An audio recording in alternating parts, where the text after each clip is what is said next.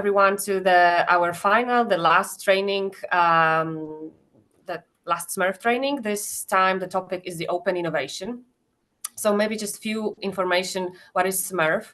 So SMERF is an international project supported by Interreg Central Europe.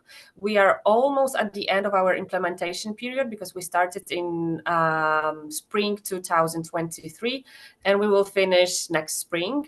Our consortium is 8 partners from 7 countries. And the mission is to support low-tech and medium-tech SMEs transition towards SMERF, so SME ready for the future. And our main aim is to help the SMEs, of course, to transition toward being ready for future, and also to help intermediaries, as we call them, so higher education institutions and business support organizations, to help those SMEs in this transition. So we are focusing on 4 pillars. The first pillar is the innovation culture. The second pillar is the digital manufacturing. The third pillar is the topic of today, so the open innovation 2.0 and sharing economy. And last but not least, very popular topic, I would say, the green and circular economy, and of course the sustainability issues. So as I said, we have the 8 partners. We have set up the consortium on 4 universities, so Wroclaw University of Science and Technology, Karlsruhe Institute of Technology, University of Genova, and Technical University of Košice, and 4 business support organizations. So we have on board the Business Oper Austria, Pannon Business Network Association. We have Center of Research and Technologic Innovation Crete, and we have STEPRI from so Science and Technology Park of University of Rijeka from Croatia. Our results are mainly focused on 3 main, let's say, topics. So one is the inspiration knowledge base, which is the online platform that includes several good practices describing the successful transition stories in all 4 pillars. We have some webinars on there, and also the information about the innovation services that we can provide in our project. One of the biggest, I would say, key outputs is the SMERF diagnosis tool, a self-assessment tool that is, of course, dedicated for SMEs, where SME can go through this SMERF diagnosis. And it's at the end, the tool will generate the individual transformation scenario.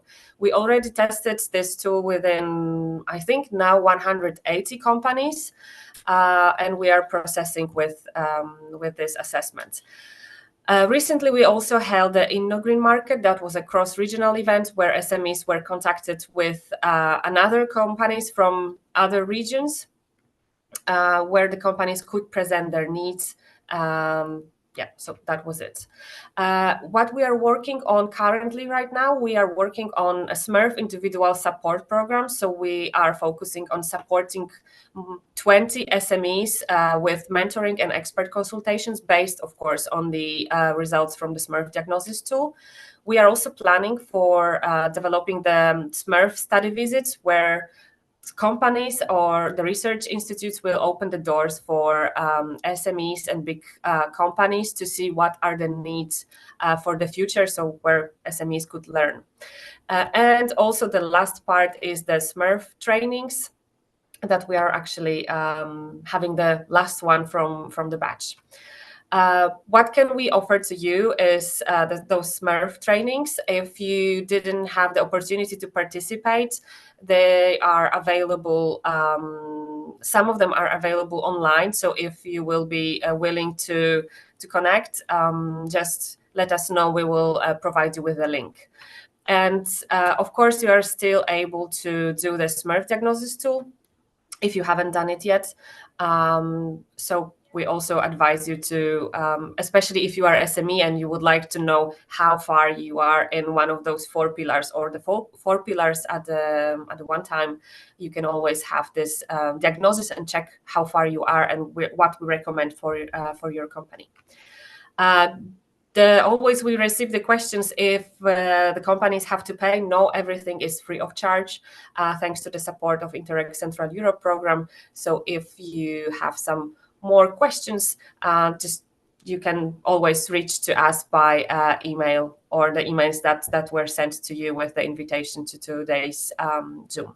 So I think that was a quite fast recap about the project and what we offer. So I think we can follow to the training itself. All right. Thank you so much. Let me share my slides. Okay, can you see them? Yeah, we can. Perfect. So again, good morning.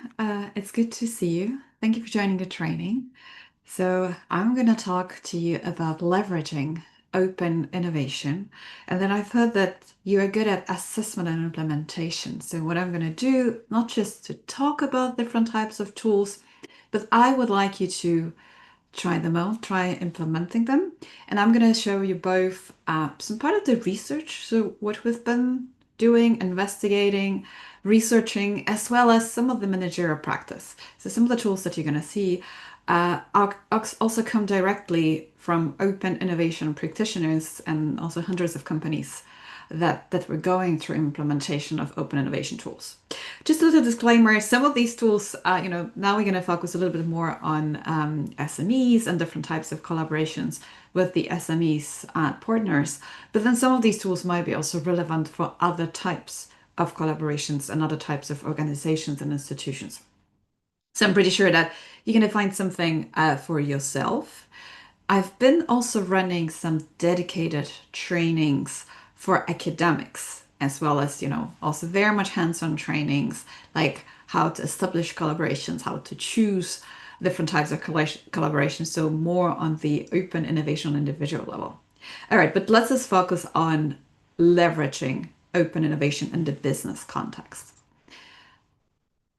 Few words about me. My name is Agnieszka Radziwon.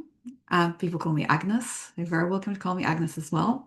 I work as an associate professor in innovation management at the University of Southern Denmark, and I'm also a research fellow at the University of California, Berkeley. And I've been working in higher education for over 15 years now. But then I've been studying actually in the non-governmental sector. So lots of the trainings and education programs I've been running were actually, at least at the beginning, were actually related to different types of non-governmental actors, usually targeting social issues. So I kind of see this, this nice combination from going around actually all of the pillars of your project that you show, like starting from culture, looking into innovation, open innovation, collaboration, sharing economy, as well as some of the aspects related to sustainability. So I was like, oh my God, I've been all of there in all of these areas, and it also feels that all of them are very, very relevant, especially for our today's societies. Okay, what are we going to talk about today? So that's the agenda. So after the introduction, we're going to talk open innovation and what is it and how we understand open innovation. What do we get out of open innovation? Then we're going to switch into open innovation maturity tools. I'm going to talk specifically about open innovation SMEs and how it differs from open innovation and applied or used in large companies and other places. I have several practical collaboration examples, like very tangible examples I've coming from Denmark, as well as coming from EU, as well as there are some resources, activities, some of the invitations for you if you would be interested in hearing more about different dimensions of open innovation. And here I'm talking both in regards to academia as well as managerial practice. All right. So before we move forward, what I would like to do, I would like to hear from you. So I would like to learn a little bit more about where you're connecting from, what is the sector you're working on, and then what are your thoughts on open innovation as for now. So let me know if you're able to get in to scan the code. And then I'm going to switch the screens just to see the answers to the questions. Asha, could I ask you maybe to insert the code onto the to the Menti and the chat so that we'll make sure everyone has it. You want just to rewrite Yeah, the could you code? just type, yeah, if you could just Yeah. type the code into the chat so that everyone can enter either from the computer or from the QR code. I could actually one. Yeah. Okay. I could. Maybe I should. This link should also work. Let me quickly change the screen.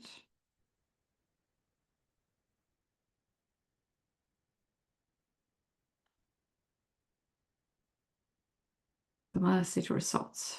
Hopefully everyone can see it now. Okay, can you see the results?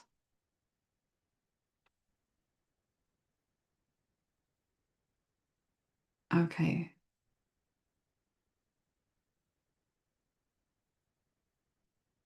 Poland, Austria, and Germany, strong representation.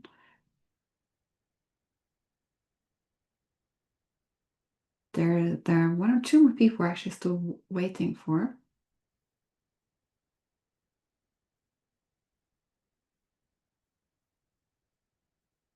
Okay, Poland and Austria being even bigger. Okay, I think we have two more. I mean, if you have any issues joining, just let me know and we're gonna try to fix that. Okay, so let's move to the next question. Which sector are you currently working at?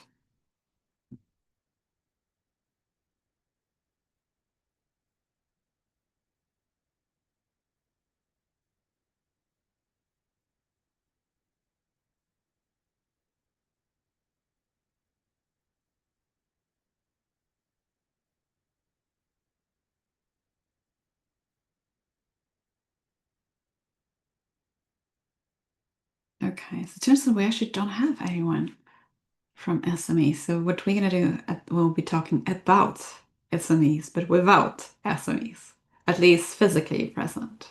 It seems so. Yes. All right, so let's move to the next question. What is open innovation? And again, there are no wrong answers. So here I'm asking, when you think about open innovation, what comes to your mind? So what are the first things that come to your mind? It's not an exam, so I'm not asking about definitions or anything like this. So what comes to your mind when you think about open innovation?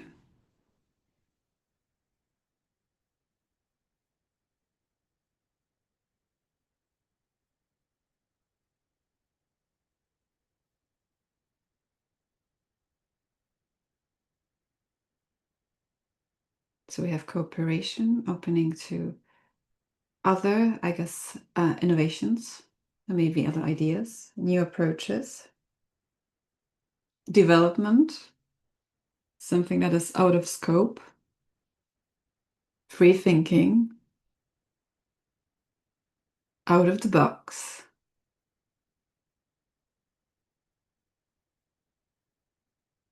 cooperation getting even bigger, disruptive, even bigger cooperation. Hmm. Startups, external knowledge, strange. Okay, that's interesting. And even bigger cooperation. All right. Thank you so much for joining this exercise. Challenging. Oh, that was another one that just showed up. Okay, and cooperation being even stronger. Okay, let me get back to the presentation. Um,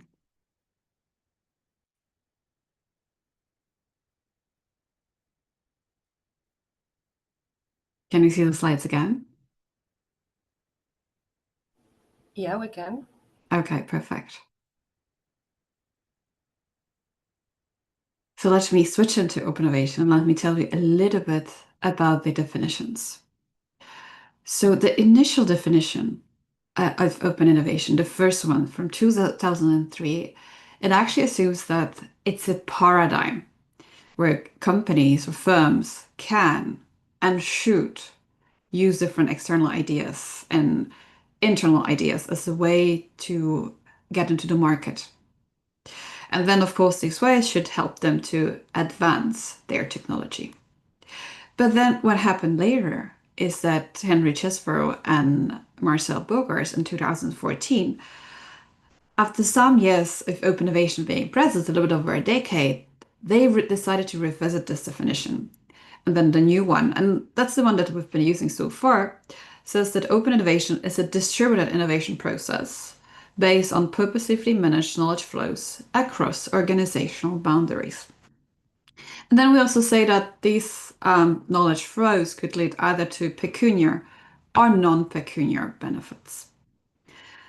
And then open innovation started in 2003. So we've been over 20 years through several books, including the latest handbook of open innovation. And during the Academy of Management last summer, the conference in Copenhagen, we had a wonderful keynote of Professor Kjeld Lauwersen of Copenhagen Business School, who told us a little bit about his perception of the beginning of open innovation. And then the reason why we invited Kjeld to give this keynote is because, like, one of his papers, it's one of the most cited papers of the Strategic Management Journal. And then this is one of the first important empirical paper that actually tested how open innovation works in practice with companies, with the actual knowledge sharing. And then something that Kjeld said is that he remembered a time when he read about open innovation as being a completely new concept. And together with his co-author, Eamon Salter, they discuss whether this is something that is going to live for the next 5 to 10 years as a concept. So whether it's going to survive. And then interestingly, like 20 years later, the open innovation is still alive, very much present, and then still being widely used and applied both in academia and different types of research, as well as in managerial practice. All right, let me uncover a little bit more about open innovation. How does it differ? So what has changed over the time?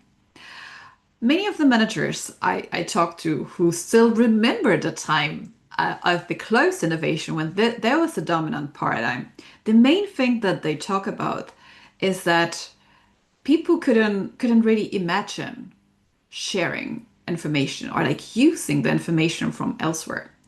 And then this is the time when all of the different research and development centers, labs, like a Bell Lab, when they were just simply closed and people had a very restricted access. And this is when these managers, whenever they were talking to their teams, they assume that they hire the smartest people and then that these smartest people should produce all of the results. So when you think about the innovation funnel of the research and development, there were like lots of projects coming in as a research ideas. And of course, over the time and through the development process, only a few of them would make it to the market. But then the idea was that the company would sort of fully own these projects from the very beginning of the idea stage until the very end of getting these ideas into the market, when they start to be money-making machines. But what has changed in open innovation is that Henry Chesbrough, he started to observe companies in Silicon Valley and beyond.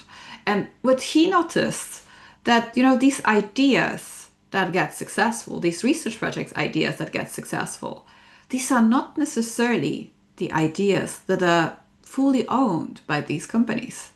And what he noticed in particular is that some of these research projects, research ideas that people didn't really trust they're going to succeed in the company, they would just let them go and let engineers to, quit their jobs and start their own companies. And what Henry noticed is that some of these ideas that were initially rejected by some of these large firms, they actually have great life outside. And some of the companies that were built based on these ideas are sometimes much more successful than the companies where these ideas started.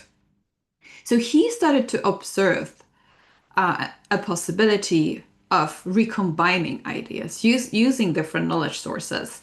And then what has changed is that it's relaxing of the organizational boundaries. When Henry assumed that the ideas for the research could come and go at the different stages. And then this could be both, in the research stage, that some of the ideas that are not necessarily successful could get out of the company boundaries, but then these ideas could prove to work somewhere else and get back. As well as sometimes in the stage of the development, the company could also welcome some new ideas or new IP in order to make the projects to the market or make them successful at different markets. So in a nutshell, we talk about several principles of open innovation.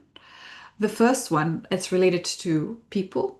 So the closed innovation paradigms assume that most of the smart people work for us. And then the change in open innovation process tells us that, well, even though we give it a try, and of course we try to employ the smartest people, not all of them work for us. So that's why we could and we should try to get into their knowledge and expertise, even though they don't necessarily work or are formally hired in our companies. Another thing concerned profit, and then how this profit is being generated. And then in the old model, the profit was coming all from the research and development. And that was it. And then the only one company was involved and only one company benefited. But then in the open innovation, we start to see that, well, there could be also the value of an external R&D process, meaning that another company would come up with the idea and develop it. And some of these ideas could be also implemented into our R&D process, just to make sure that what we do is basically to capture the value. And again, in the past, we thought that if we get to the market first, we're going to win. Or if we'll be the first one to commercialize, that's when we're going to win.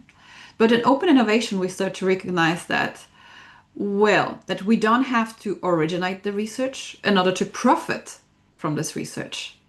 And then it's not just the commercialization, but it's actually building a better business model that will help us to get into the market first. So all in all, whenever we think about closed innovation, we think about the restricted access, about getting the smartest people, developing things inside, about commercialization speed, and about profiting from our own, profiting from IP, not necessarily sharing IP. But then whenever we start to open up, lots of new opportunities emerge. And this is where we start to relax the access. And here it's important to note, it doesn't mean that if we choose to be open, that suddenly everything has to be open and we have to share literally everything. It's still okay to have different types of restrictions. But then the idea is just to really tap into smart people elsewhere, good ideas, good products, maybe also licenses that were developed outside in order to build good business models that are going to get us to the market. By the way, a little disclaimer. I'm not sure if you noticed that, Henry Chesbrough has been very well known for open innovation. But if you look into his research, a lot of the papers he's been writing and books as well also focus on business models and business model innovation, both for products and services.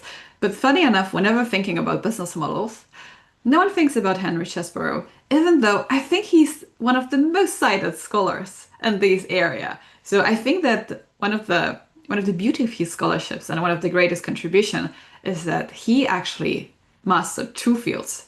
even though people wouldn't normally think about business models as the area where, he's the lead person.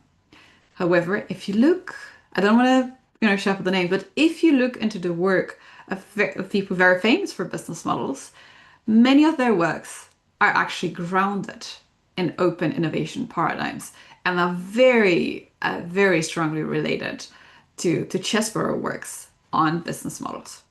Just saying, if you're curious. All right, we have three modes of open innovation. We have outside in, and this is the most popular mode of open innovation. And that's where the ideas, products, licenses, everything that is being developed outside of the organizational boundaries might get in. There's inside out.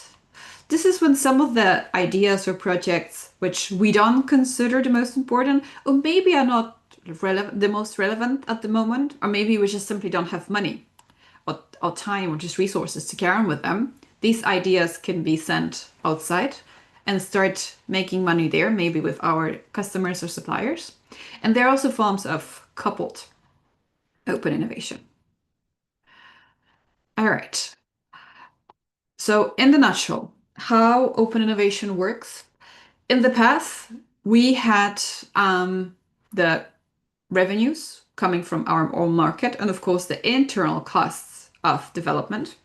And whenever thinking about closed innovation, of course, what was happening is that whenever this internal development costs were there and then we needed more time to get things better only within our organizational boundaries, the cost of innovation were significantly rising. But at the same time, on the market, what we start to see about 20 years ago is that the product life cycles started to become much shorter. So we can see it on looking into different versions of iPhone, but also other products, that as customers, we got used to having the newer versions, the better versions. So this means that the old products were earning money on the market for a shorter period of time. So shortening product life cycle and rising cost of innovations basically shrinked our profits significantly. And the idea, the open innovation idea that Henry came up with, basically said that, wait, something is not logical in here. So why don't we cut the costs and increase the revenues? And the way how it would be possible is that when we start to share the development costs with the others, so when we start to leverage from external development, and then when we're going to add some of the new revenues coming from sales divestiture, like licenses or spin-off.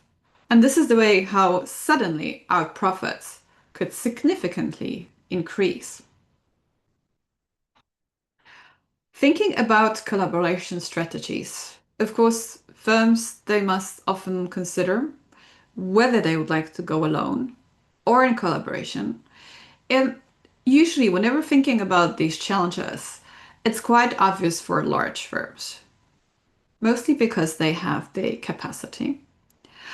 But then what collaboration can enable and help with is to achieve everything faster, to achieve more. And as I already showed you, it's just to have less cost and less risk, because here the risk is shared.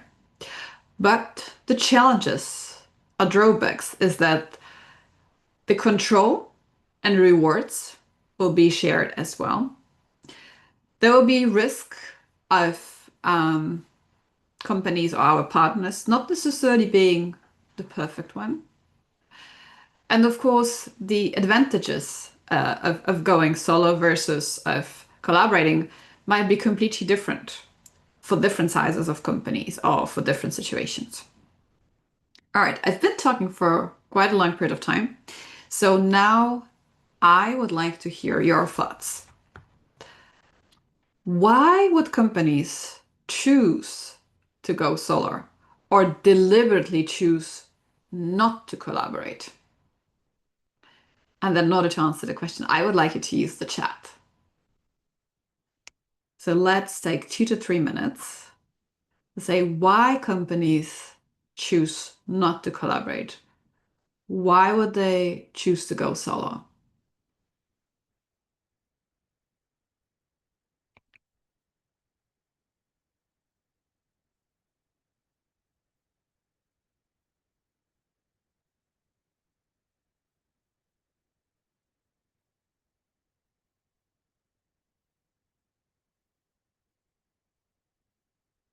Hmm. I see that Marita is writing protecting intellectual property from leaking. Lack of trust, conflicting goals, internal competition. Mhm. They're afraid to disclose some of the internal informations to others.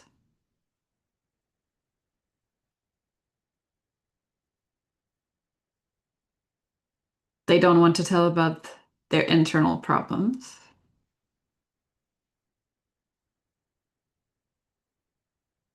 because of the IT. No will to share. Hmm. Or maybe some sort of fear of sharing the best ideas.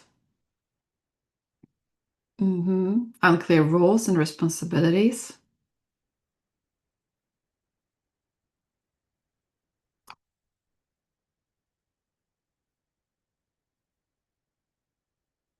Yes, collaboration might require additional resources to manage and take on. So there's also some aspect of fatigue or mental space that it takes, and also the time to negotiate and manage.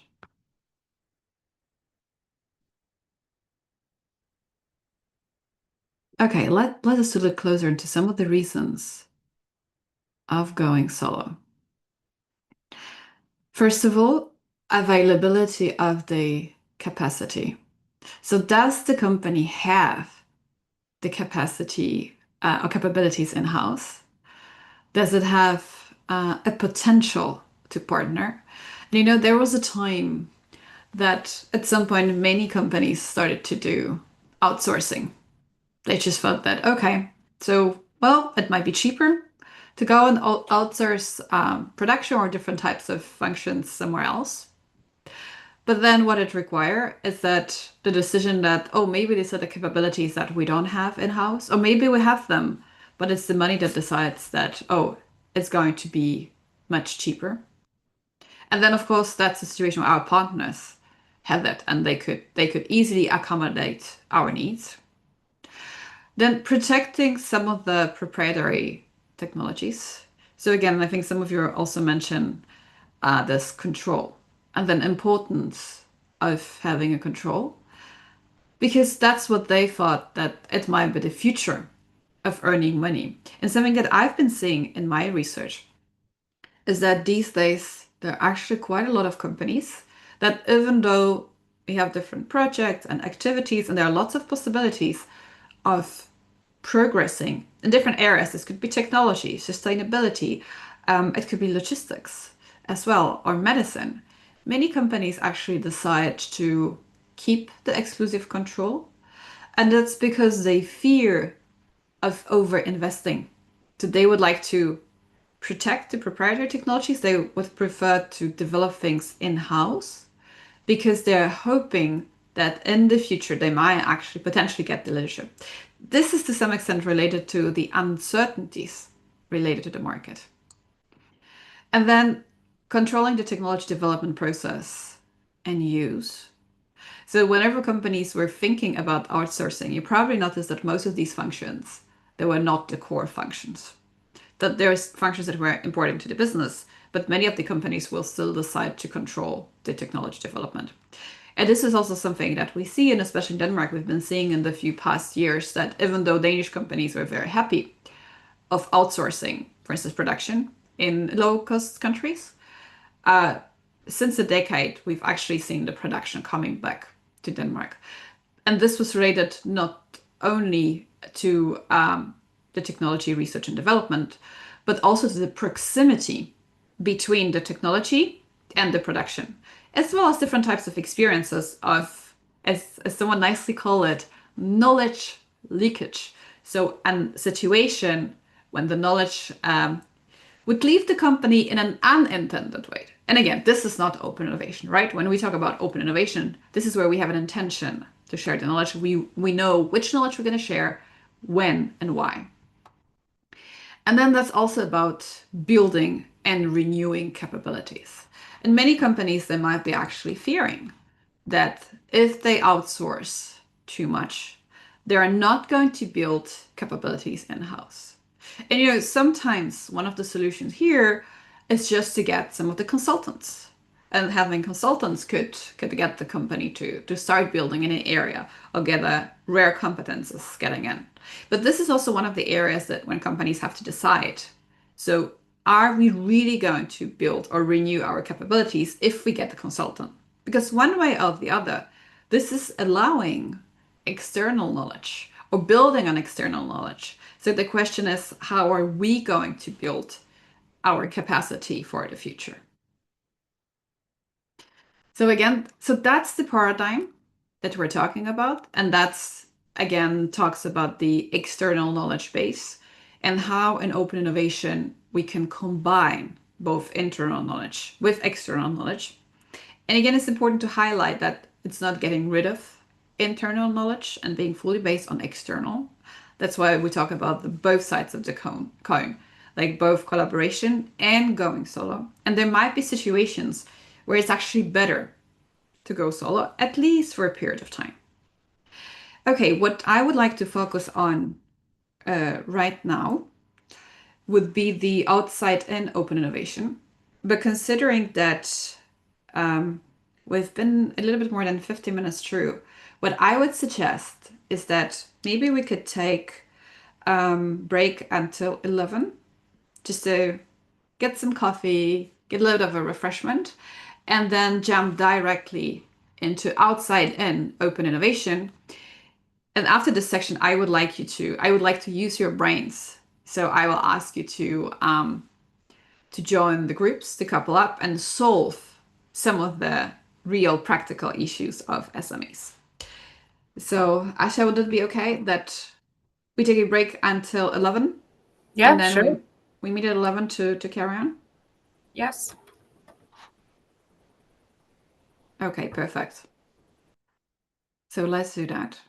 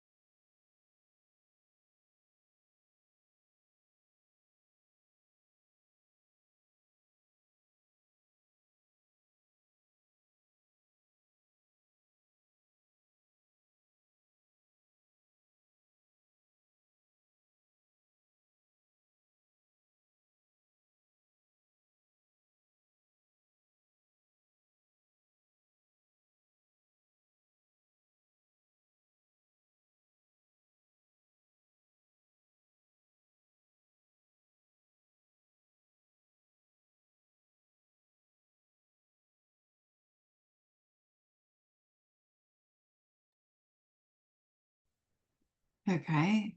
I hope that you can hear me. Yes, we can hear you. Okay, perfect. So as we are something was unshared. Okay, let me try again.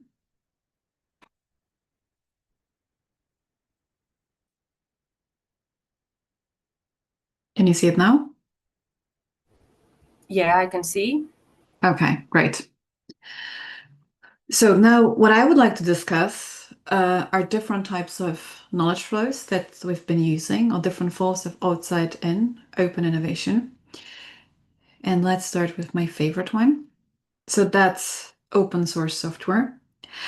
Uh, could you please raise your hands or like virtually raise your hands if you're familiar with open source software, maybe if you've used it yourself?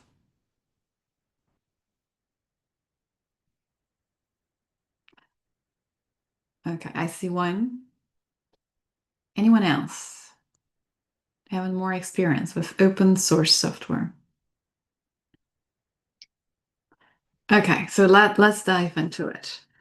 Um, Thinking about open source software, what I would like you to imagine, it's switching from this, medieval ages, old times cathedrals, when everything is nicely built, nicely structured with the hierarchy and, building these beautiful spaces and churches have this purpose.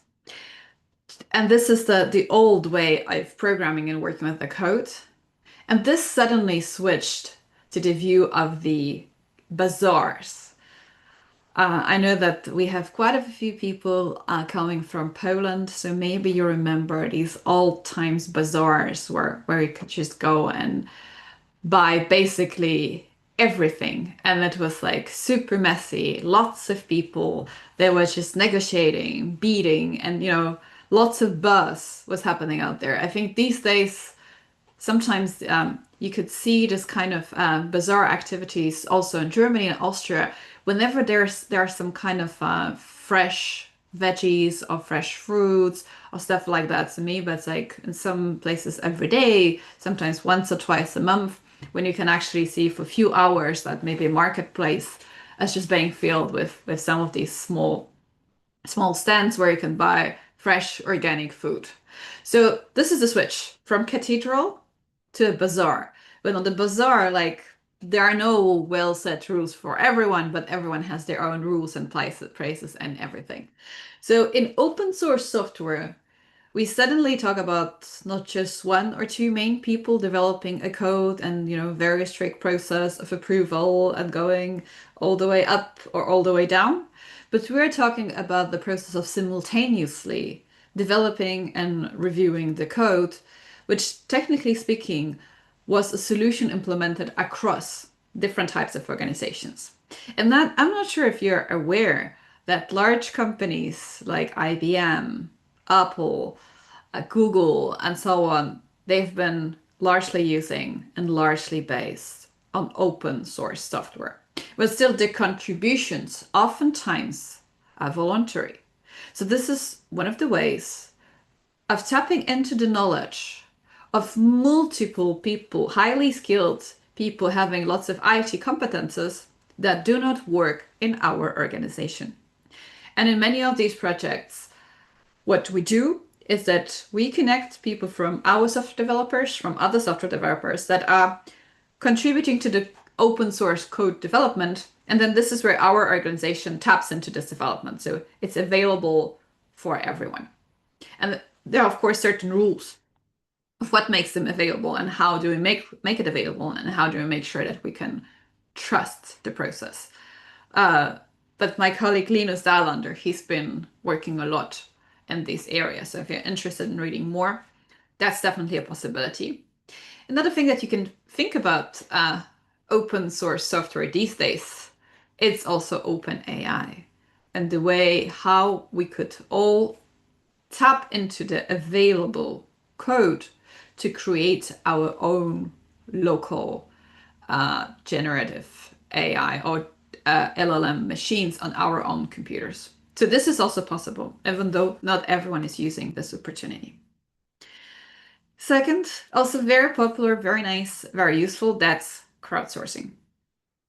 And then in one of the forms of crowdsourcing, the most known, these are the examples coming from NASA, but the space agency that technically speaking hires the smartest people, that's what they do, when they actually frame the contest and put out their ideas outside to the crowds and ask crowds to solve it. And here, always the questions like, why? We have the smartest people inside, and these are our innovators. Why would we like to ask people from outside to come and join? And my answer is very clear. So this is where we talk about non-domain specific competences. And the reason why NASA would choose to do it, it's basically to innovate faster, cheaper, and better.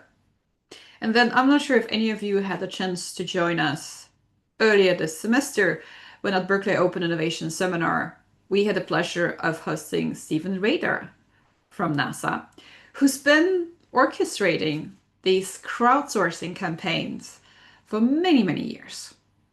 But fear not if you didn't have a chance to join, because on Monday, this Monday at 7 p.m. at Berkeley Open Innovation Seminar, we're going to host Alf Bingham. And then everyone talks about NASA using crowdsourcing, benefiting from external ideas. But Alf, it's the person behind it. So one of the first agencies that NASA started to work on in order to orchestrate this contest was Innocentive. And Alf is one of the founders of Innocentive. So if you would like to hear more about crowdsourcing, and I would say a lot more. So we're not only going to talk about problem solvers, solution seekers, but we are going to talk about different types of models of how to arrange these kind of collaborations. So he's going to share both his practical experience, reflections, but also quite a lot of research he's been doing in these areas. So he has like a, definitely one leg in the research, constantly asking questions and trying to investigate different phenomena he comes across. One of the ways of crowdsourcing you may encounter, it's also related to crowdfunding. And this is where we don't ask the crowd to further develop our ideas, but maybe to chip in to help us to realize them and commercialize them. And this is where in different types of models, we promise different things to these crowdfunders. So either we send them some early samples, or there are different types of ways how we include them in our process. Interesting enough, that's not just for commercial purposes, but then oftentimes researchers have been using crowdfunding and crowdsourcing for generating both their ideas for the research or for validating their ideas, as well as for entire research projects and for funding of some of the ideas that were not funded elsewhere. IP licensing. So this is one of the tools that has been often used by large companies on the way of licensing what they have inside, especially whenever they have a pile of patents that they haven't been using. And these days, it's a huge problem. And there are lots of organizations, large companies that are not using their IP and their patents.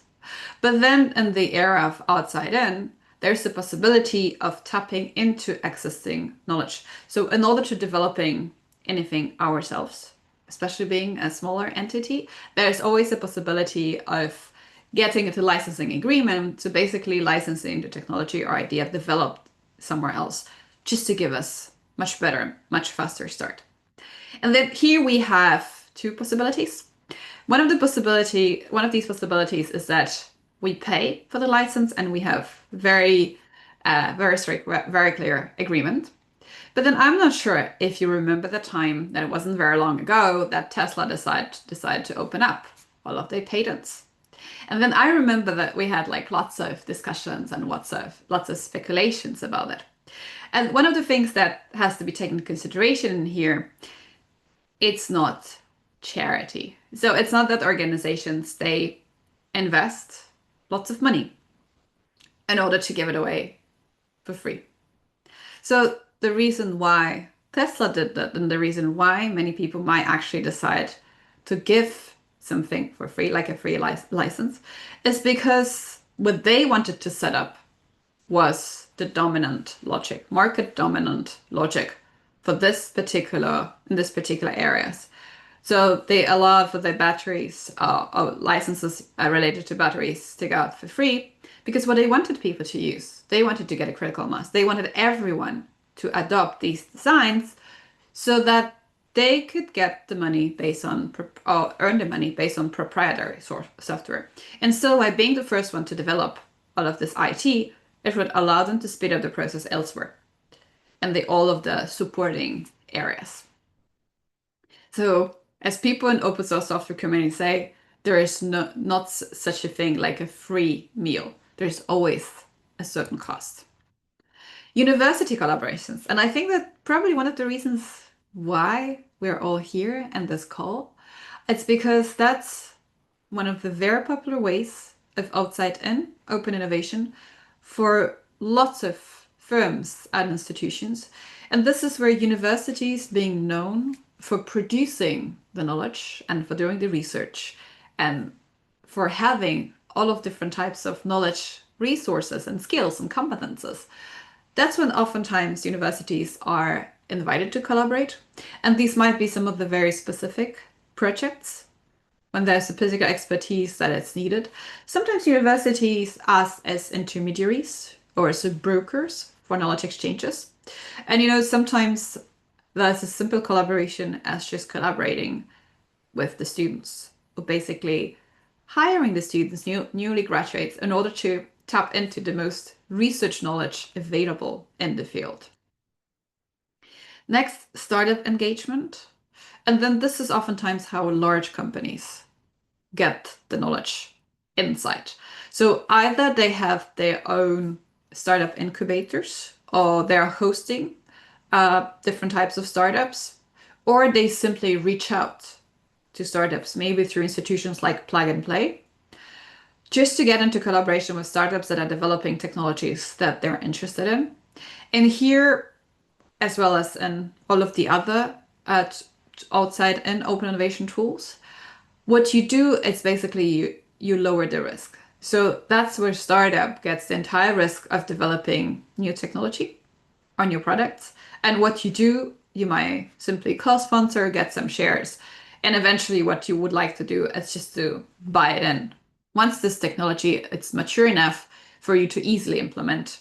And then once the risk of failure gets closer to zero. Then venture capital, corporate, VC. This is when oftentimes large companies, they decide to develop some of the inside this idea and put them into shuffle additional amount of money. And some of the reasons why these corporate VC would work is because they would like to innovate faster. The risk is much higher, and oftentimes it requires different people and different mindset. So what people in large companies like to do is just to split some of these areas and organize something like skunk projects. So projects that would be driven by a completely different purpose, have different rules and significantly different budgets. Supplier-driven innovation. That's one of the most popular way, especially for SMEs. SMEs do not necessarily, so they do collaborate closely with customers and listen to the customers and see what is important for the customers. But one of the biggest sources of innovation for SMEs, they're actually their suppliers. And these are lots of sources of new ideas, optimization. And then the SMEs try to develop long-term innovation relationships with their suppliers. Last but not least, user innovation. If you would like to read more about user innovation, Eric van Hippel recently published a book which is available for free. It's called Free Innovation. And this is where Eric talks about lots of users that innovate but then they do not necessarily innovate for commercial reasons, for commercial purposes and commercial values.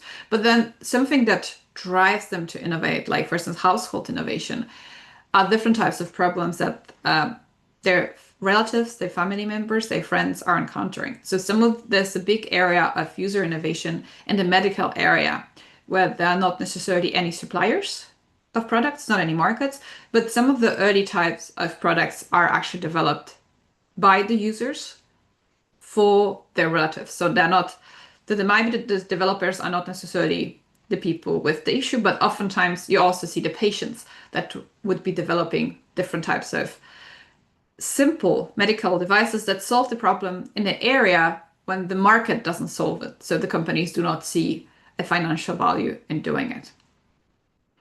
All right, now a little bit of a tricky question. And then in order to answer this question, I would like you to use the chat again. So what are the main challenges in collaboration with SMEs? So I just showed you the different ways of how we could collaborate and exchange knowledge.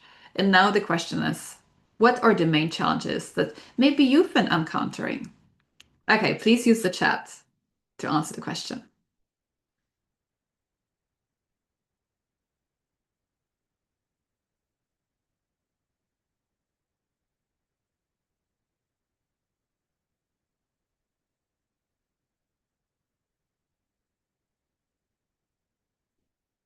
I see resources.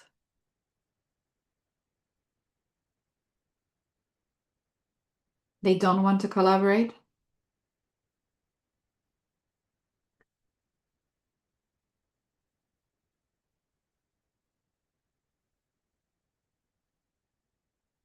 What are the other challenges?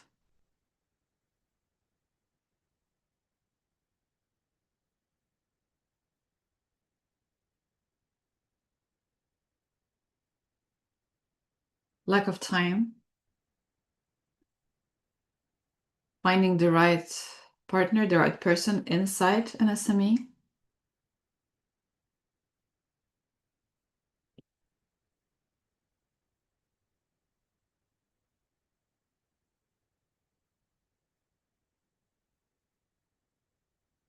Knowledge gaps.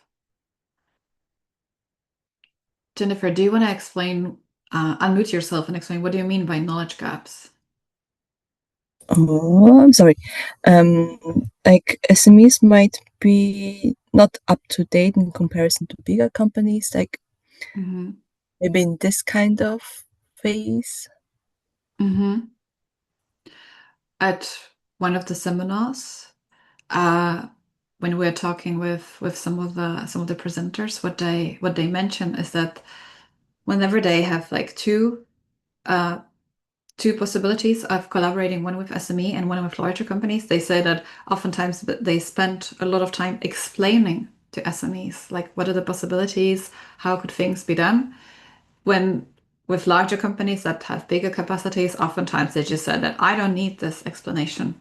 I just get in, I tell this is what we're offering, and we just discuss the detail, like how these things will be delivered. So we don't need to discuss whether there's a need or necessity of having it. So thank you for sharing this. Let's also focus on everyday matters, not the development.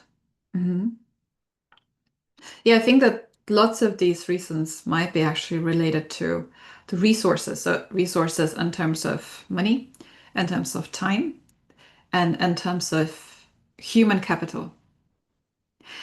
All right, what we're gonna do right now is that I already set up breakout rooms for you for the group work, and I would like you to work in the groups of, I think I have like everyone in groups of 2.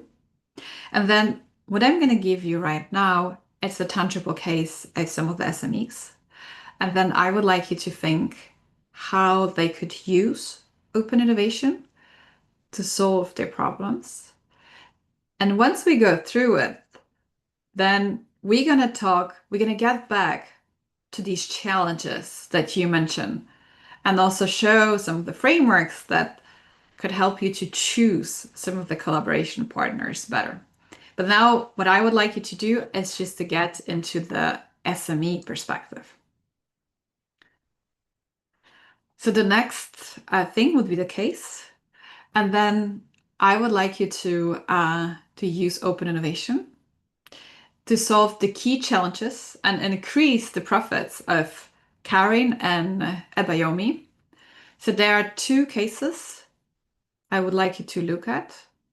And then the case of Karin, that is like a conveyor belt firm in Denmark, that Karin's firm provides engineering technical solutions, and these solutions help customers with logistical challenges through development of customized conveyor belts. And if some of you have never seen the conveyor belt, you see the picture on the right-hand side of the screen. So even if you're not necessarily familiar with this terminology, that's definitely something you see at the airports, and whenever we talk about logistics and storage. So that's one of the basic units that is being used out there. So Karin's customers are located in Denmark, mostly in the region where she grew up. And then she hires 5 employees, which includes 2 of her cousins, who are dedicated to high quality engineering work. But she struggles scaling up her business. And then we have another case, and this is the case of Abayomi's restaurants in Togo. And then Abayomi's restaurants offer excellent local food for his family and neighbors. He employs 2 cousins who work in the kitchen and pays neighboring kids for some simple food delivery if anyone requests the delivery. And he would like to grow the business and serve even more customers, but his challenges are the food prices, and then struggles with marketing to promote his restaurants in the neighborhood. So what I would like you to do right now, I would like you to think how open innovation could help both of them. And in order to do it, so I'm gonna divide you into 2 groups, and in the group that you get, I will just paste the case again in the chat. So is it clear? Is the task clear? So who would like to start? I start. Okay, perfect. So we are actually starting with Abayomi, right? Yeah, that's right. We're starting Abayomi with Group, the restaurant. The restaurant, yeah. Yes, So we can go ahead. I just have to find the Zoom meeting again, because I started the presentation and now I don't find you. So too much windows open. No worries. Take your time. You should be able to present now. So do you see my? No, now you should see my screen. Yes, it's loading. It's Abayomi's restaurant. And That's we were very saying, professional. I give my best. We give our best. So what we were thinking about is that he has 2 challenges. The one challenge is that he has this delivery challenge to get the food to the customers, and the other thing is the marketing challenge. So what we suggest to him is that maybe he will use some kind of crowd information platform to get new ideas, how people do some kind of suggestions, what he can do to handle with these challenges. This is a very easy one for us, because we just say, try a crowd innovation platform, do some kind of crowdfunding. But we were thinking about how we can do this a little bit more by our own. And so we said there is the delivery challenge, and we have 3 ideas that we would like to suggest to Abayomi. So the first one is to do some kind of pre-order of meals and do the delivery on planned tours. So this results in a reduction of the drivers he needs, because one driver is doing a whole tour and delivering all the food to a specific time slot. Another positive effect is that there is some kind of forecast for him, because if they are doing the ordering in advance, he knows how many meals and menus he has to cook on a specific day to a specific time. And maybe this results in better prices for the shopping. And of course, another effect is that there will be some kind of reduction of the food waste, because if you don't have it, if you cook it and nobody buys it or eats it, you have to throw it away.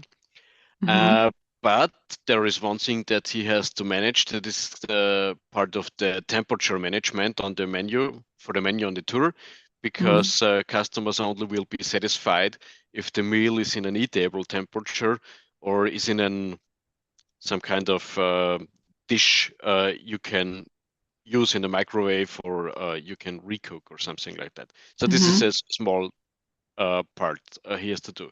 Another idea was to find logistic partners, for example, Uber or something like that, doing this for a reduced price because of some kind of flat rate he's arguing with them. And another idea would be to get in a cooperation with maybe a bike sport club. And so we call it Meal on Wheel.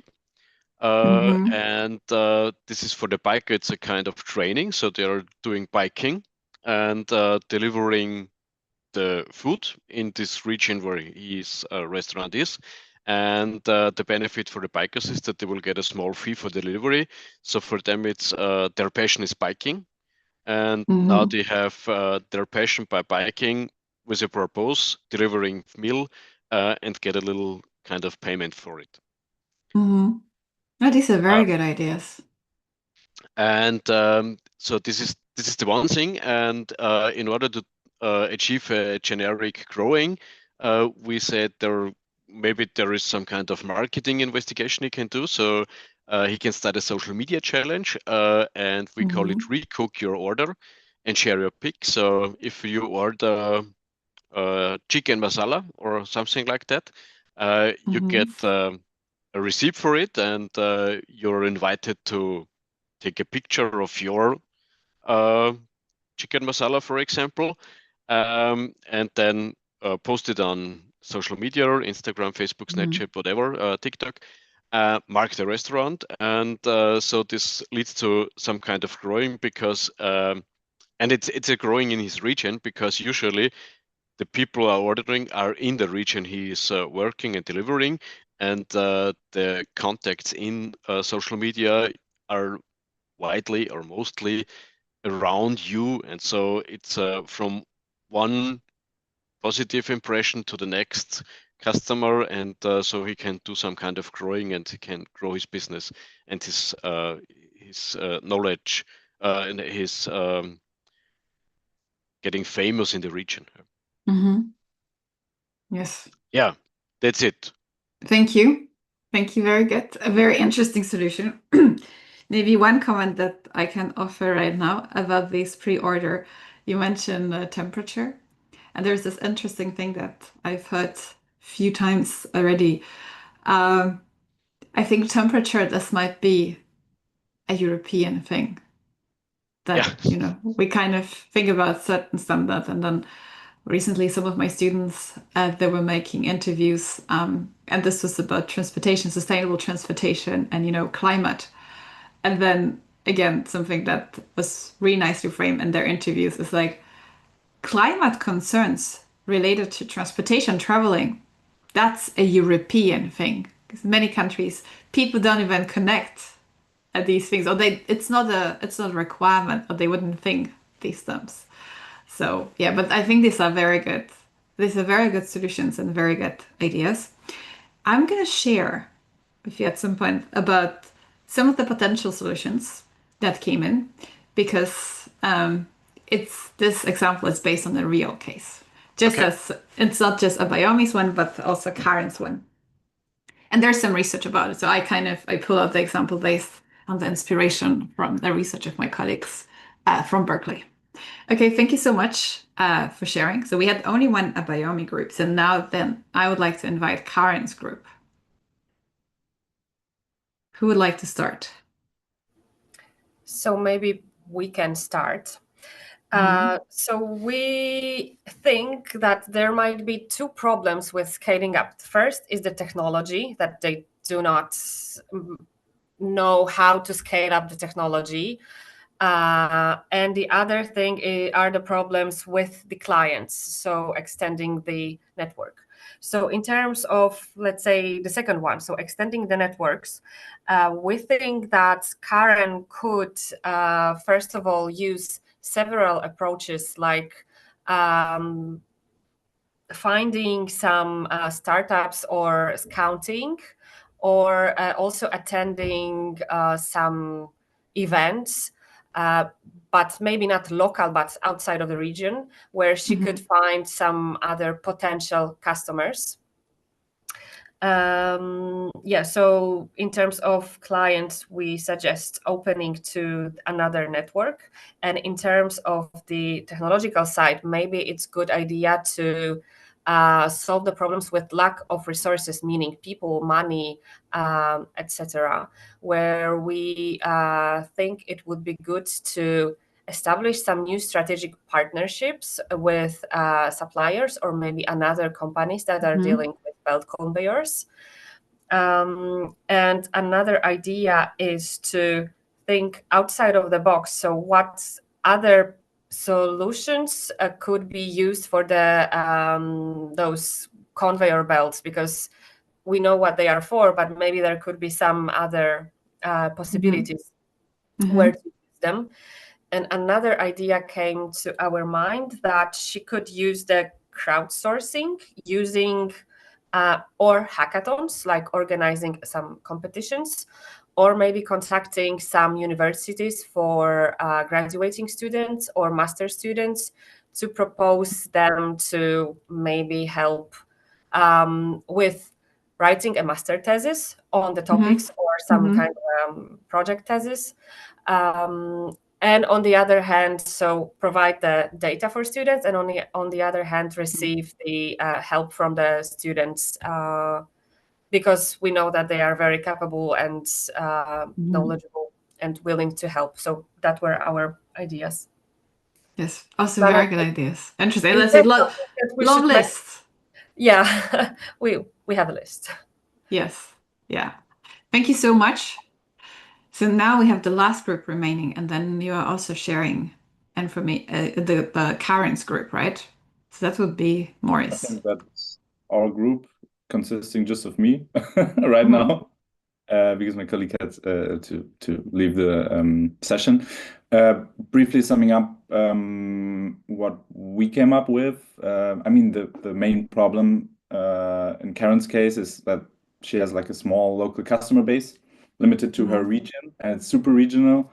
It's also super difficult for her to scale up production because she has limited human resources, from which like 2 employees are her family. So it's super like limited, and also like the capabilities in general to ramp up production. So what we think might be helpful, first of all, is partnerships with like manufacturing or distribution channels that she could like ramp up the production and scale the output in that case, so that she will be able to also serve the market. But she also has to like get like a foot into the market. So we also thought about like join open industrial networks, for example, exchange network, so that she could place the products kind of, and also maybe partner up with other smaller companies or also established companies. We thought about, I mean, that's like quite advanced, I would say, for the beginning, but also like to be part of like a smart conveyor belt where you like have like an Internet of Things system that you, for example, pair sensors with the conveyor belt or whatever, so that if one company is already like inside the market, they could sell your product as well, so that you get like a tap into the market. And obviously also like crowdsourcing ideas and talents. You could also collaborate with universities, for example, give a real life challenge, exactly this challenge, and give it to the students in like a course format, and then try to let them scout possible ways to like make your product more prominent and sell it.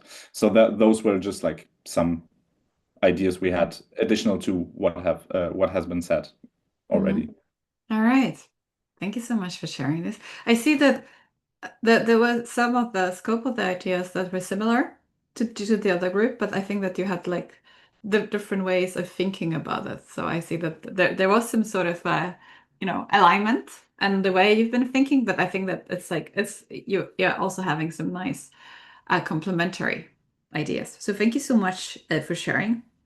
So as we're approaching 12, what I would suggest that we get 10 minutes break, get our coffee refill, and once we meet after the break, I would like to get back to your challenges first about collaborating with SMEs, and then think about these different open innovation maturity dimensions.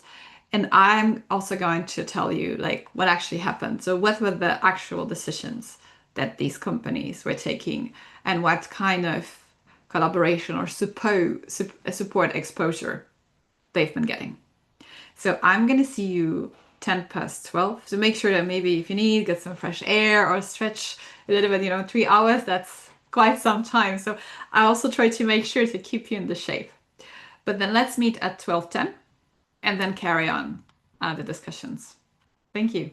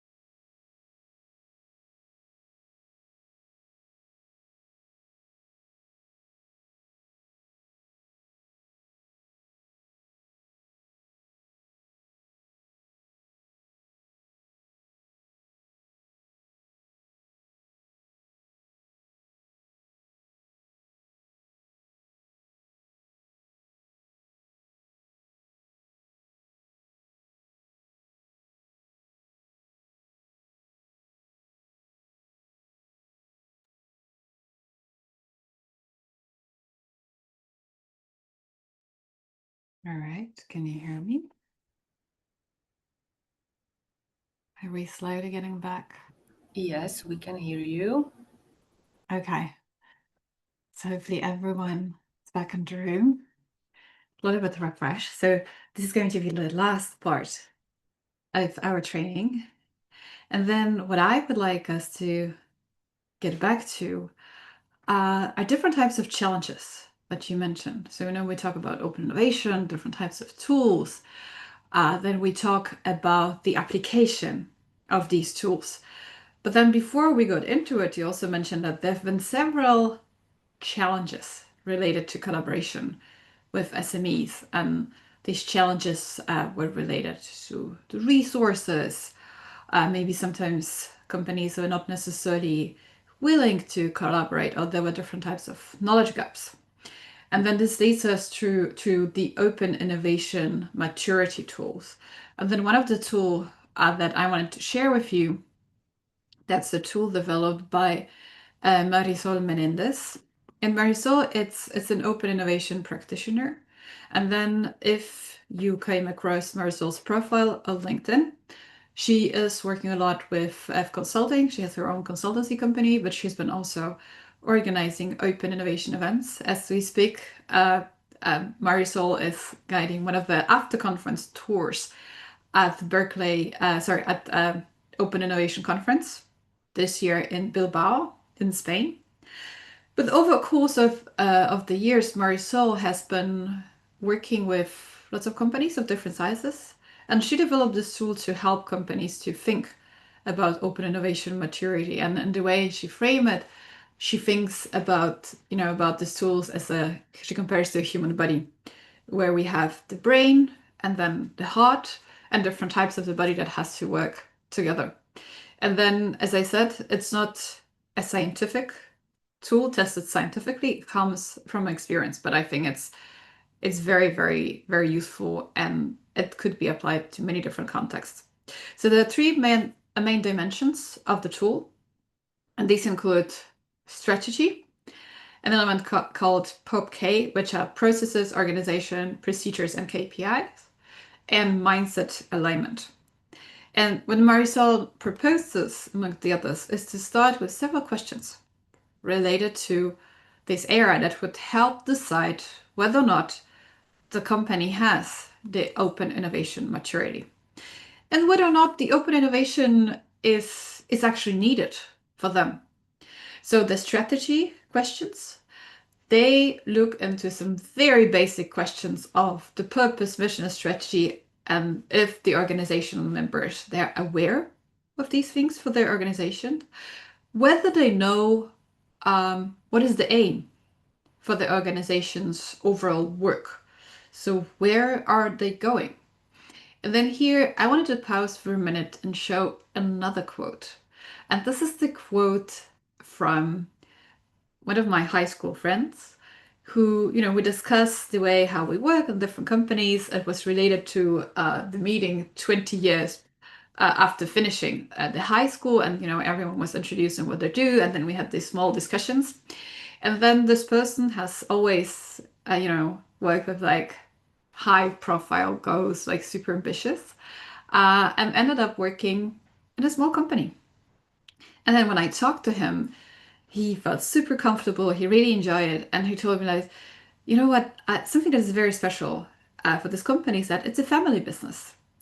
So I still remember when we met in one of the town halls, and there was the CEO of the company who said that obviously we have our mission and strategy, but then when you think about my job as a CEO, of course we would like our company to be profitable, but then my job is somewhere else. So when I look at our company, I think about the best ways not to survive, not to earn, not to survive the next year, 2 or 3, or introducing a next product to the market. But what I'm thinking of is how I can make my company work the way that in 20, 30 years, I can give it to my children. And it's still going to be there. So we're going to have this continuation. And it was interesting to think how this small company thought about the aim of the organization. And she also said that I would like you to join me on this quest. So I won't be nagging you for some of the answers tomorrow, in a week, or in a month time. But I would like to make sure that they make sense in a long perspective.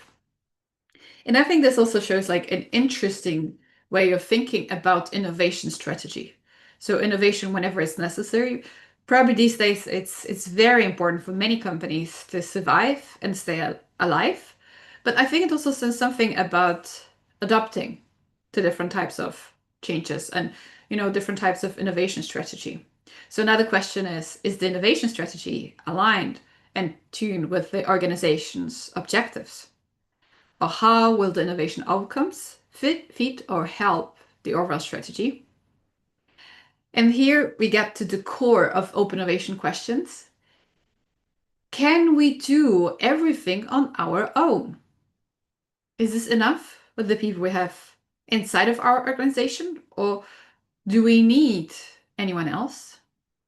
And how will collaboration or open innovation add to that end?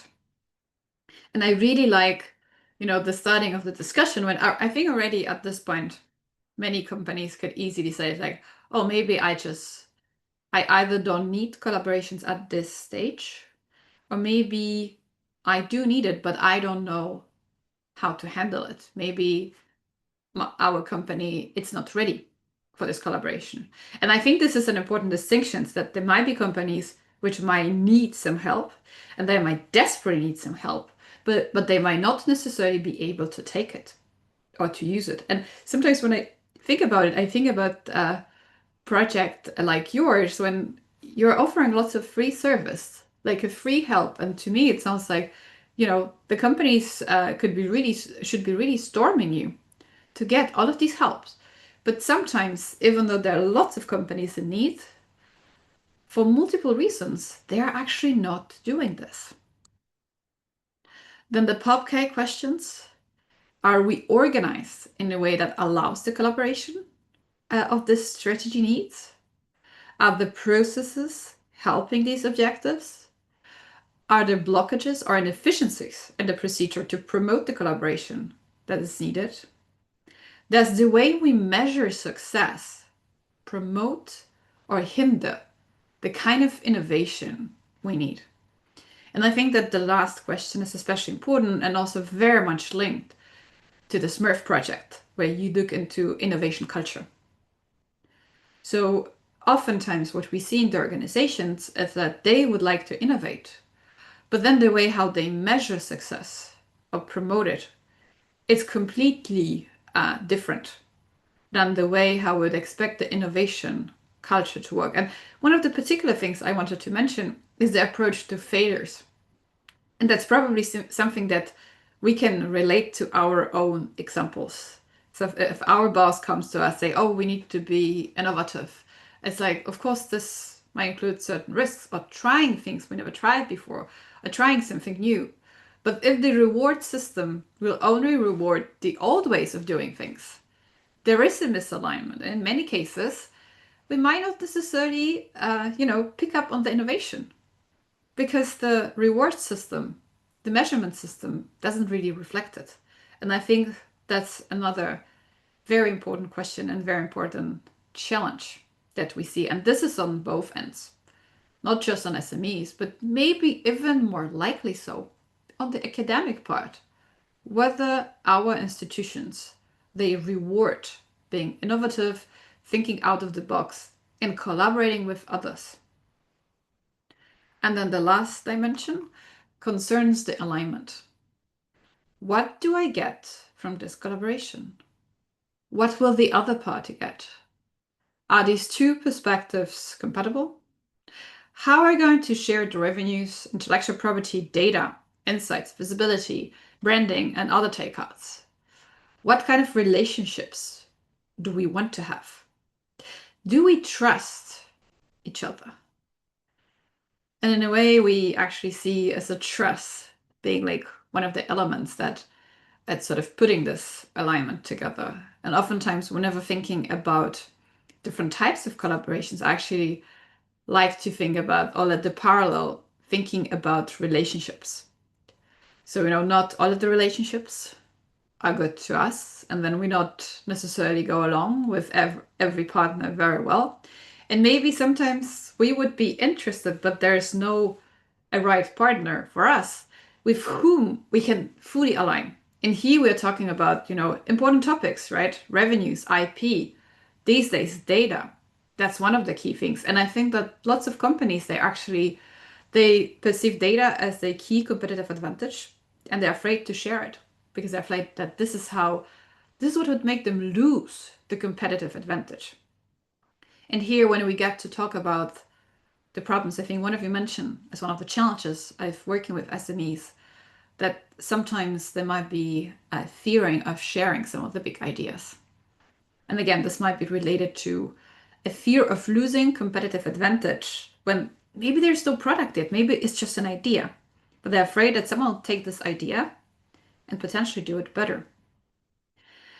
And Marisol has this nice framework for the open innovation strategy canvas. And what I would encourage you to do is actually to think about it after the training and think about your collaborations. You can think about your co-authors or your strategic partners, and then try to map your own collaborations. Think about your own collaboration strategy and see how does it map out. Like, are people you're working with, are they related to the core of what you've been doing? What is the time frame? How do you typically approach these collaborations? What is the depth? We could also look into the geographical spread about the property. So are we working on my ideas, my data, my network, and how these things play out? I think it might be a fun exercise. All right. Now, before moving to open innovation in SMEs, what I would like to do, I would like to get back to you and ask about your ideas for Karin and Abayomi, thinking and try to evaluate whether these are strategic, whether the POP K is in the place, whether they're aligned, and think about one idea out of the many that you've been proposing. So if you were to choose one idea for these CEOs, what would you recommend them to do as potentially the closest and the most aligned to them? You're welcome to unmute yourself and share your thoughts.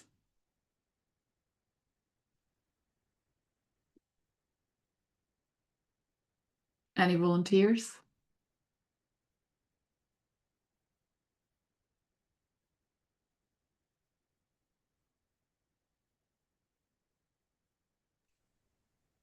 Wolfgang. I would suggest to choose the idea that the CEO feels most comfortable with, and he can imagine the best for his company. Because the one problem I see is if I have a very good idea and this idea works very great for a lot of companies, but the specific person I'm talking to is completely not able to adopt this idea for himself, the result will be a disaster. So I think how many ideas there will ever be, the best idea will be those he can fit the most with it, and he can fully, how to say, it's the most empathic for him. So he can anticipate for the future himself in this idea. And so this would be the idea I would choose for him, or I would suggest to him, anyway, you have to prepare a good presentation of any idea. And back to our example, I think that the pre-order idea is the best idea for the delivery challenge. Okay, thank you so much. I wanted to touch upon two aspects of the one that you mentioned. I really like that you mentioned this, this kind of an alignment. And then if you ask Marisol, she would probably visualize it the way that you have to feel it in your heart. So if your heart is there, that's going to work. And if you feel unease, probably wouldn't. And if I were to spice it up with some of the research, then there is a challenge that is called not invented here. And then when we talk about crowdsourcing, it's a wonderful tool, and it's how we could get lots of great ideas. But then the problem with crowdsourcing is that if any of these ideas doesn't feel right, there might be challenges in the implementation. And then especially if people in the organization wouldn't feel the ownership of the idea because somebody else came up with this idea. And sometimes there's also like a fear related to open innovation that if we take an idea from outside, would people judge us that we were not good enough to fix it ourselves? And I think that this was also another thing that was listed in the list of challenges. I think someone mentioned that, like, what people are going to think about us. We're going to reveal what doesn't work, and taking it to the next step, thinking that, oh, but if we know what works, maybe we should be able to fix it ourselves. Maybe we don't need anyone to help. Maybe this is actually our responsibility. And I'm not saying that this gets us to fix problems better, faster, and cheaper, but oftentimes it's this kind of mentality that is in place. And here my colleague Matilda Bass, she's been doing a lot of interesting research. When in her research, she noticed that competition, so simultaneous cooperation and competition, might help to stimulate some of the decisions and even help to be more profitable in some cases when we are trying to overcome some of the fears of ideas not being generated inside of our organizations, especially if we see that suddenly, competitors are using these ideas and we could be much better already knowing and having the solutions at hand. So thank you for sharing, Wolfgang. Is there anyone else who would like to share? At least one person from a Karen's group.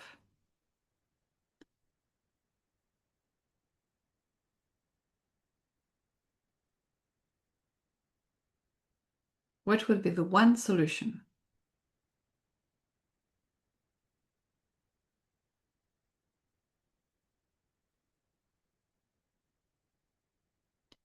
Moritz, what do you think? Like the one solution I will propose to ramp up her business? Yes, based on, what we discussed about the open innovation maturity. So considering the strategy, POP-K, and an alignment, which of the solutions that you were discussing or we were discussing all together, you think might be the most aligned and the best one? I would actually say this in our case, in Karen's case, for me personally, I would propose like the partnering with like I said in the beginning, with a company that helps to manufacture and ramp up manufacturing. That would be my personal idea of proposing to start like this, maybe in connection with like to place it somehow in the market. That would be my suggestion to the go-to solution in the beginning in that case. And why do you think?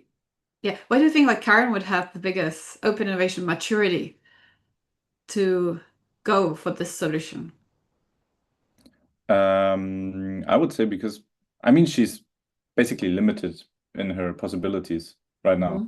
She has like 5 employees, 2 are cousins. She has just regional reach in Denmark, so not even more of Denmark, but basically it says like the neighborhood kind of. Yes. So like to scale up first, kind of, to like push the limits she currently has. Yes. That's why I would propose it, if I understood the assignment correctly. Yes. Oh, you did. You did. Okay, thank you so much for sharing the explanation. You're welcome. I like this idea, and the idea that was chosen was kind of along these lines. Okay, before I share explicitly the ideas and what happened actually in these cases, I wanted to ground it in the open innovation SMEs research and some of the key things to consider. For this particular exercise, for the simplicity, I actually decided to focus on smaller companies. And then when you think about it, there are lots of very small and micro companies in this area, also like one-person companies in Europe. But something to be aware of that I already highlighted the differences, the cultural differences between Europe and the rest of the world. But just for you to be aware of that, we even sort of measure or evaluate whether the company is an SME or not in a different way, depending on the size, depending on the turnover. And I've been working on sample of Chinese SMEs that actually in many countries in Europe, they will be already considered large companies. Maybe not on the spectrum of super large, but relatively large. So that's something just to be aware of. And then thinking about the research and managerial practice, SMEs benefit from open innovation much more than large companies, but also in a completely different way. And then oftentimes SMEs are depending on their external partners to complement their innovation activities. And Morris, this links very much to what you said. And I think that you've been also mentioning something that it's one of the natural choices for the company to take in order to make a next step. You don't have people, you don't have the capacity. Try to think about someone who has it, who can help you out. And then another thing that we see in research is that open innovation is performed much more intensively in SMEs. And you could probably notice on the number of your ideas, there are many, many good ideas. And technically speaking, many of these SMEs might be trying these ideas and to implement it at the same time because they might really, really need it. And then again, what I really like is that in your thinking, you are really trying to make these solutions customized to the situations. You're not trying to use the ideas that large companies are using. Okay, few important things. And that these are the differences between SMEs and large firms. So the main source of innovation for manufacturing SMEs are suppliers. And the most trusted partners in Denmark are universities. And coming back to Karin's case, I already told you this is a real case, but of course, if you look for Karin and conveyor belts, I don't think you're going to find it. I anonymized the case. So the solution that Karin has chosen was actually quite close to what Maurice was suggesting. And then they decided to collaborate, but not with the manufacturing, like not in the area of sort of partnering for only on manufacturing, but they decided to collaborate with competitors. And then the idea was that together with their competitors, they would be able to take bigger orders. And then the overall cost would be lower.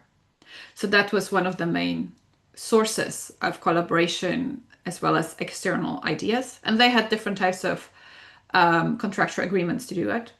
But then the other thing that Karin's company was doing, it was actually extensive collaboration with the university and different types of university partners. So something that it's good to take into consideration, and I think that lots of you already experienced this, is that these CEOs of SMEs, they're the main people out there, and their network and their resources counts for the entire company. So oftentimes, if they go along with someone well, that's probably going to work. But there's often no one else who could replace them in the decision-making process. So Karin was very, very active. And then she started to scout and experiment with projects with the universities and also projects similar to SMERF. And this is where she met different type of entrepreneurs, other CEOs, other people, but this was like a tremendous exposure for her network. And also within these university projects, she was traveling abroad, and this gave her a chance to explore what other companies of similar size and other manufacturing companies are doing abroad. And then I think her openness helped her a lot to establish new and bigger companies as part of some of these projects. So these projects with the university were very, very helpful for the growth. And this is something that also helped her to sort of to mitigate some of these pressures related to resource constraints. But there was also something very interesting that Abayomi's company did. And I was actually curious to see whether any of you will be mentioning it. So Abayomi's case, it's a little bit different in a way that something that was used to help grow the company was AI. And Abayomi was part of a bigger experiment. And there was a special AI tool that was designed to work as an external partner and as a consultant for small restaurants in Togo. And not just restaurants. I think restaurants, that was just one of the partners, one of the CEOs that had access to this app. And then this is where it turns out that AI turned out to be an innovation partner for many of them, suggesting different types of ideas, how to do marketing. And then it wasn't just a consultant, but it would, give also different types of framing and some of the ideas that were easily tested. And this was part of the experiment. So one of the group of companies was working with AI dedicated tools, and then the other was trained to work with regular sources. So technically speaking, they got similar knowledge base, but then one was with AI, the other one was more with the access. And it turns out that AI or dedicated AI tools or dedicated AI consultants could help a lot these companies to grow and to expand. And in a way, it made them feel safe. So these are some of the interesting findings when in open innovation community, we're also thinking like, okay, how AI could be another potential sparring partner. But there's another interesting thing, and that's an important finding coming from Harvard. And this is where AI was used for crowdsourcing, and then the evaluation of crowdsourcing ideas was still within the expert. So these were people who are evaluating the level of submissions. And then in case of submissions, there were submissions done by people, by real people, by AI, and then by real people with the help of AI. It turns out that if we combine like high-level expertise with AI for the crowdsourcing competitions, then the expert would evaluate the quality of the idea as highest and best. However, whenever looking into the ideas itself, of course, AI would generate them faster. And there will be more ideas generated with AI as part of the nature of technology. But again, so this is where we talk about experts. So people who really have a lot of expertise. But then whenever we move to a little bit different area, and then we look into the research conducted by some colleagues from Stanford, what they found out, and then this research was grounded in the marketing. So what they found out is that if people are experts in marketing and use AI, of course, this is going to help them with productivity and the results will be better. But it was interesting to see like what happened with people that were not an expert, either coming from the same or like similar domain and different. So people coming from different domains, so being the farthest from marketing, their productivity and quality of the ideas wouldn't be high. But then if someone was coming from the same, like neighboring domain close to marketing, then suddenly the results wouldn't be better than marketing experts, but would be not much worse. So this is where so far we see that this is where we could get like an optimum with the AI. Other people being experts or people being somewhere within the close domain of expertise. All right, so these were some of the AI findings I wanted to share while I'm revealing the story of Karin and Abayomi. I wanted to talk very, very quickly about the practical examples of open innovation collaboration. And then these are some of the examples from Denmark. First of all, starting from different types of student projects. So we have lots of student projects with the industry. And this is also something that Asha mentioned, that, you know, in Karin's case, it would be a very nice project, like a master thesis for one of the students. And then that's what we often do. Now when I think about it, during the past 15 years, I don't think I've ever supervised a project that was not done either in collaboration with company or based on the company case. And then this is where we have a specific technical specialization projects that are very much open, and this is for engineering students. And then we have bachelor and master thesis projects, which are a little bit bigger. And sometimes they last like 1 semester, sometimes there might be even 2 semesters when students are working on these projects. And oftentimes we have students that already collaborate with the company. So they're working part-time in the company, and then their entire studies are designed to work on different cases and sort of exploring and learning with the company. So they get the data with the company, and the company benefits from all of the results. But then together with the supervisor, sometimes the manager from the company, we decide on different types of topics that would be the most relevant. And this is where literally we just have meetings, or students have meetings with the managers and asking, okay, what are the problems that our company has to solve, and which of them I can solve as part of my studies. What is also quite popular is that if we have students who are entrepreneurs, we also encourage them to work on the examples of their own company and then how they would grow their company. And then we have oftentimes during the studies, we have specific lines of studies that could actually focus on enable additional courses in entrepreneurship, or even more networking and different activities that would help them to grow companies. And this includes activities with the entrepreneurship incubators, when we also help them with, all of the stuff related to accounting and law and everything. When they get top experts that are basically hired for these institutions to help them out to start. And again, I think the culture element is very important. So it's a learning process. And these students usually don't care that much about the grades. They care about quality of the experience. And it's oftentimes fine for them not to get the best grade if this comes with a big learning and, I don't know, closing some doors or exploring the market. Another option is there are different types of research projects with the industry. And then these are either with specific budgets for SMEs, or without the budget for SMEs. So with a specific budget for SMEs, these are usually sponsored by some of the regional entities that have some kind of goals of regional growth. And this is where we are able to pay SMEs. It's usually not a full range per hour, but sometimes it's like 50% or 70% of their regular hourly salary. So they're kind of co-founding 25%. Or there's also some projects where SMEs, they either get possibilities to join different events, networking. Sometimes we might have these RISE project, Marie Curie RISE, where what we can sponsor are actually the time of people from SMEs or other companies that they spend in the other countries. Or this could be shorter or longer visits to other places. But I think that some of these research projects are actually comparable to SMERF. Another thing that we're doing are actually municipality or industry contracts.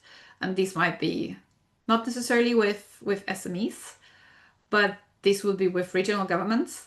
And then this is where these regional governments or municipalities are actually paying the university for organizing different sets of activities that would involve SMEs.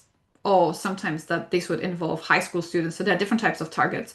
But these are basically the contracts where universities have dedicated entities that do it. Usually these are not researchers. The only thing that where researchers might be involved is actually to invite the students to the classroom, or making like a kind of showcasing how the teaching looks like. One more thing I wanted to share in this area is related to European Digital Innovation Hubs Network. And earlier this week, we were hosting Daniel Napilski from European Commission Joint Research Center, and he's been sharing some of the findings related to these European Digital Innovation Hubs. And then this is a framework sponsored by Horizon 2020 or different frames. It started during Horizon 2020. And then European Digital Innovation Hubs are basically consortia. And these are oftentimes co-funded by national or regional budgets, and they're meant to be one-stop shops for digitalization services. So networking, access to innovation ecosystems, different types of trainings, testing, and then supporting to find different types of investments. And then there are possibilities for SMEs to reach out for this European Digital Innovation Hubs. And I just included this little map of where these innovation hubs are located. And then these are the blue dots, and then the green ones are actually the customers, where the customers come from. But this is an opportunity for the future calls for universities partnering up with different types of companies to form these consortia and offer different types of services here, mostly in the area of digitalization, just to equalize the bar for these SMEs in Europe, and basically to lift them up. I didn't mention that if you have any questions, so please don't hesitate to ask, but we are slowly getting into like a Q&A session. So I'm almost done here. So something that I wanted to share with you right now, if you don't have enough of open innovation and you would like to join different activities and resources that we have, I already mentioned about Open Innovation Seminar with Alf Bingram. So he's going to present on Monday, but there are going to be more seminars that we're going to have. The seminar is running until the 1st of December. So Alf is going to talk on Monday, and then a week later we're going to talk about open source, and then we're going to have people working with different types of open source projects, writing open source reports that might be of your interest. For practitioners especially, we have Open Innovation Thursdays run by Marisol Menendez, and these cover different chapters of Open Innovation Handbook. It's just 15 minutes, and you can just listen to them whenever you're busy doing other stuff. And this is how we can learn about different ways of using open innovation. And if some of you speak Spanish or you're working with Spanish-speaking companies, there's also Martes Hoy. So that's the series on Tuesdays. Again, also on open innovation, but in Spanish language. And if any of you would like to start the series in Polish or German or any other language, you're very welcome to do that. And then we have Open Innovation Conference that just finished in Bilbao, but then the next conference is going to be organized in Latvia by the Techno University in Riga. And then at this conference, we have space both for academics and also for practitioners. And then there's certain sessions for practitioners where universities oftentimes also sharing their non-research related but project related experience and working with companies and different actors. And then this is the information about the seminar. I'm going to share the links in the chat very, very soon. And then, of course, you're very welcome to reach out and connect. So that was everything from my side, and we can use the next 10 to 15 minutes for Q&A or whatever questions you might be having.